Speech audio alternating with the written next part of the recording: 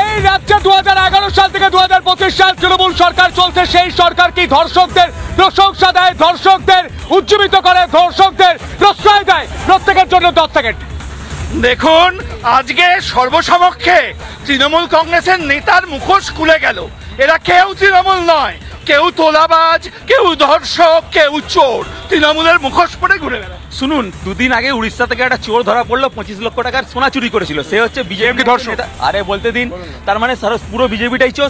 সে মেদিনীপুরের বিজেপির একজন নেতা, যে সম্পাদক একজন, সে ধরা পড়লো আমার কাছে। তার তো কষ্ট করে রিসার্চ করে খুঁজে পাচ্ছে না, কিন্তু আমরা খুঁজে পাচ্ছি বাংলার মহিলাদের কিভাবে ধর্ষণ।